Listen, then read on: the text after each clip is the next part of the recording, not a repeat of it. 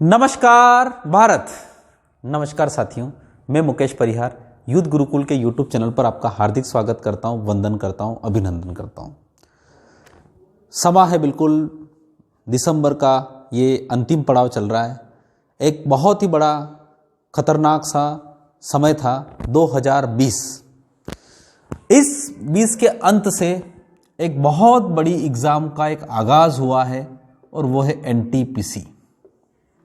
NTPC को अगर हम बोलें तो 2019 बोलें, उसके साथ 20 भी जोड़ें और उसके बाद 21 भी जोड़ें, और हो सकता है कभी सरकार 22 ना ले आए। इसका मतलब समझिए, 2019 में वैकेंसी निकलती है।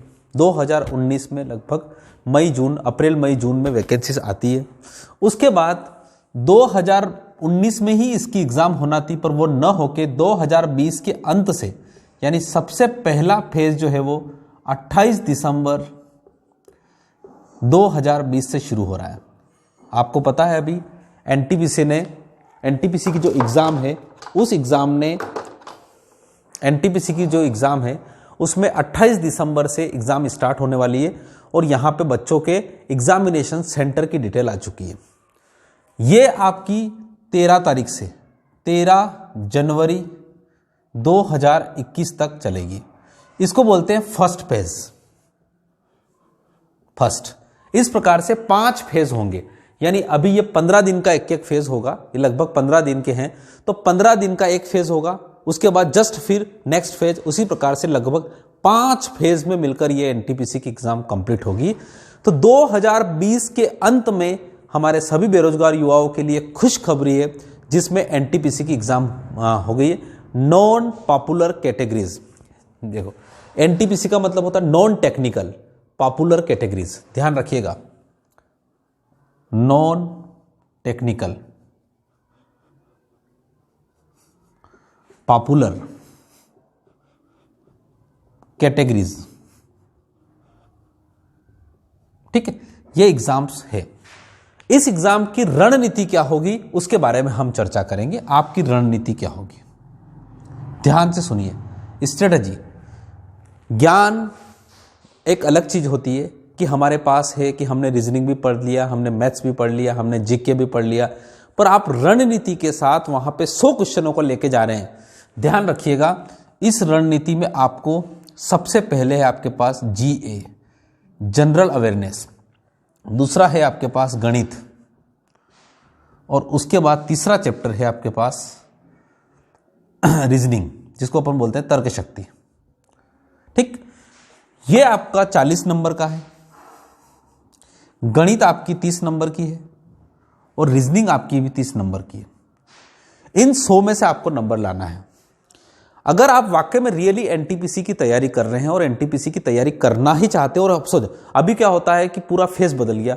बच्चों ने 2019 में फॉर्म भरा था, तो कई सारे बच्चों ने अपना रास्ता भी बदल लिया, क्योंकि देखो आदमी कितने दिन तक एक स्टेज पर रखे, कोई मध्य प्रदेश में रहता है, कोई यूपी में रहता है, कोई बिहार में रहता है, कोई राजस्थान में रहता है, तो वो अपने अपने हिसाब से अपने स्टेट लेवल की जो एग्जाम्स हैं उनकी तैयारी करना शुरू दी। बीच में अगर बैंक आ गई तो बैंक की तैयारी करना शुरू कर दी, बीच में एसएससी आ गई तो एसएससी की एग्जाम की तैयारी कर दी, बस।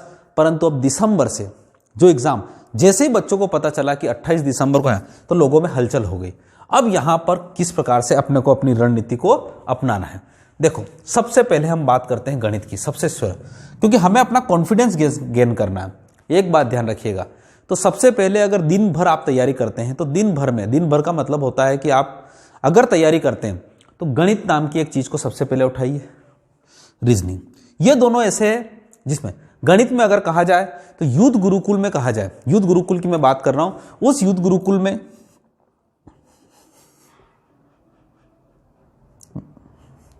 जो ऐप है, उस ऐप के थ्रू, ऐप में हमने दे रखा है, ई बुक में दे रखा है, और ई बुक में आपके पास कितने हैं, 560 क्वेश्चंस हम पढ़ा चुके हैं। कितने क्वेश्चंस पढ़ा चुके हैं, 560 क्वेश्चंस हम पढ़ा चुके हैं।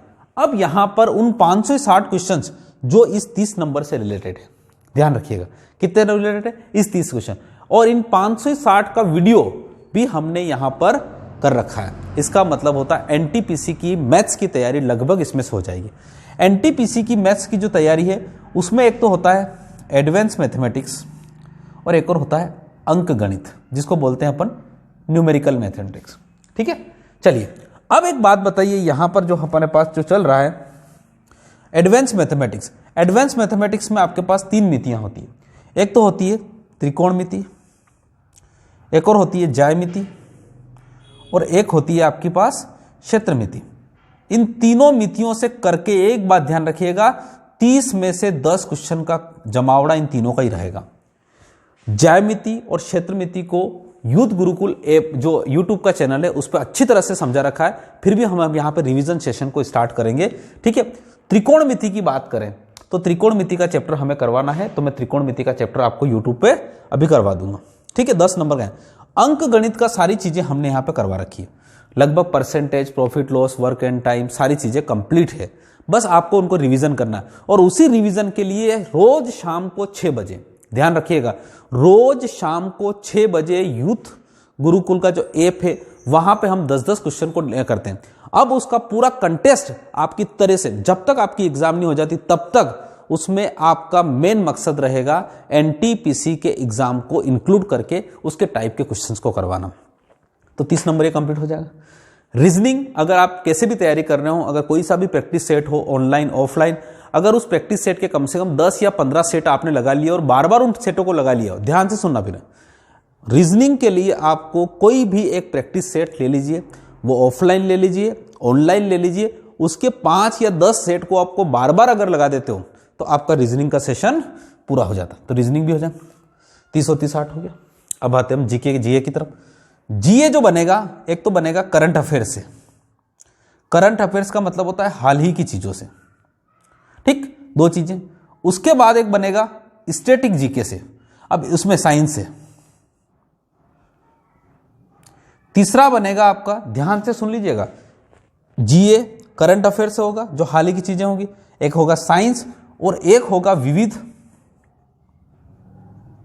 और उसके बाद एक और होगा आपका जिसको हम देंगे जीके का नाम। ध्यान रखिएगा, इसको इसी क्रम में करिएगा।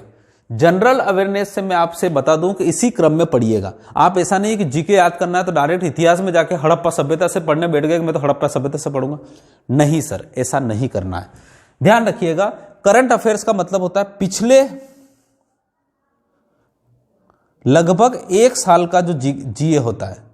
अब 1 साल में मोटी मोटी चीजें, ध्यान रखिएगा, बहुत छोटी छोटी चीजें नहीं, मोटी मोटी चीजें, जैसे नोबेल प्राइज हो गया, कोई सा भी बड़ा गेम हो गया, कोई से भी बड़े आदमी की नियुक्ति हो गई, कहीं पर चुनाव हुए तो वहां पर कौन प्रमुख बना, उन सबसे हाल ही में कोई सरकार के द्वारा कोई नई योजना लाई गई, उस प्रकार की चीजों को लेकर करना है।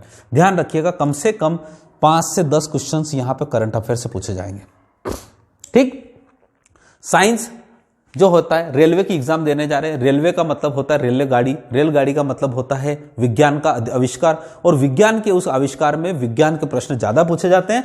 तो साइंस के भी कम से कम 15 क्वेश्चन पूछने के पूरे आसार हैं, 5 से 10, 15, 20। ठीक है, और विविध, विविध के बारे में मैं बताता हूं कि भारत में प्रथम, लुसेंट की एक बुक है, लुसेंट की उस बुक में भारत में प्रथम महिला से लगाकर पीछे वाली सारी चीजें, जहां पर संयुक्त राष्ट्र संघ, विश्व के पूरे ऑर्गेनाइजेशन, संयुक्त राष्ट्र संघ ऑर्गेनाइजेशन, और उसके बाद वहां पे भारत में प्रथम पुरुष, भारत में प्रथम महिला, भारत के प्रमुख पर्यटन स्थल, विश्व के प्रमुख पर्यटन स्थल, उस प्रकार से सारी चीजें जो दे रखी है शोध संस्थान, उन विविध क्वेश्चन से कम 10 क्वेश्चन आने की संभावना। तो 15 और 10, 25 और 10, 35। उसके बाद केवल 5 क्वेश्चन आपके पास जीके से रिलेटेड रहेंगे।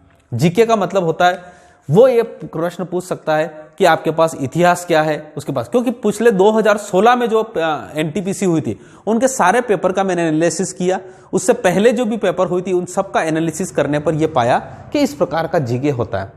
तो ध्यान रखिएगा, अभी आपका फुल और फुल मकसद साइंस पे होना चाहिए।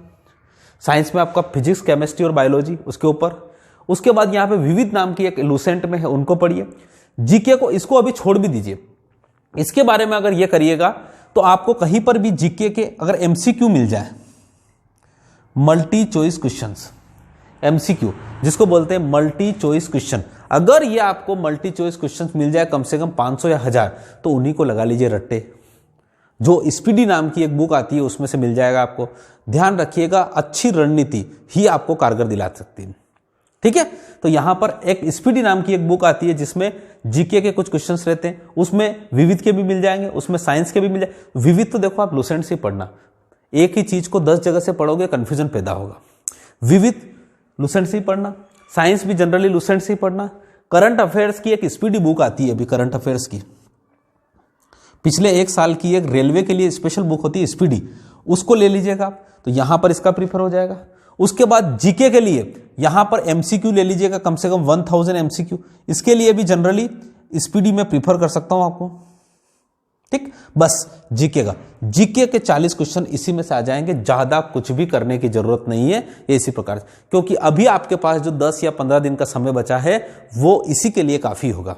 ठीक है, अगर आपकी रणनीति पहले से है तो कोई दिक्कत नहीं, टेंशन मत लीजिए, केवल करंट अफेयर्स पे कंसंट्रेट करिए और रोजाना रिवीजन। अच्छा, रिवीजन इज द बेस्ट की ऑफ सक्सेस। जो चीज आपने पढ़ रखी है उसको बार बार पढ़ना, उसी को बोलते हैं रिवीजन। ऐसा नहीं कि हर बार नया, जितना नया पढ़ोगे उतना कंफ्यूजन क्रिएट होगा, और ये महासागर है सर, इस महासागर में डूबना नहीं है। ठीक है, मैथ्स की तैयारी यूथ गुरुकुल के साथ हो जाएगी, ये हमारी गारंटी है, हो रही है, हो चुकी है लगभग। फिर भी आप किसी भी प्रकार की दिक्कत हो तो रोजाना हम 10 क्वेश्चन पढ़ा रहे हैं, और वो एनटीपीसी के पॉइंट ऑफ व्यू से ही रहेंगे अब की बार। ठीक है, तो कल से, मतलब आज जो क्लास है कल से आपको रेगुलर मिलेंगे। तर्क शक्ति बहुत सिंपल है, मैंने कहा कि कोई भी नेट, और एक चीज है, अगर जिसकी तैयारी पूरी हो, मैं फिर बता रहा हूं, जिसकी भी तैयारी पूरी हो वो एक प्रैक्टिस सेट रोजाना लगाए। एक प्रैक्टिस सेट मतलब भले वो ऑनलाइन खरीद ले, ऑनलाइन की बहुत सारी साइट्स हैं वहां खरीद ले, या फिर मैं बताऊं आपको आपके पास ऑफलाइन की कोई बुक हो उससे खरीद ले। रोज एक प्रैक्टिस सेट लगाए और उसका एनालिसिस करे, फिर कम से कम, और उसके बाद रिवाइज भी करें। कम से कम आपको अपनी परीक्षा, अगर आपकी 1 जनवरी के पहले सप्ताह में, तो कम से कम 6 या 7 प्रैक्टिस सेट आपको लगाना है, जिससे आपको उस पेपर में 1.5-2 घंटे में जो आपको मेहनत करना है, जैसे कि आपका 100 क्वेश्चन का है पेपर, तो वहां पर आपको मेहनत करने के लिए 90 मिनट जो आपको मिलेंगे, उस 90 मिनट में आप पूरी तरह से अपना तन मन लगा पाओ। क्या मेरी बात आप समझ पाए?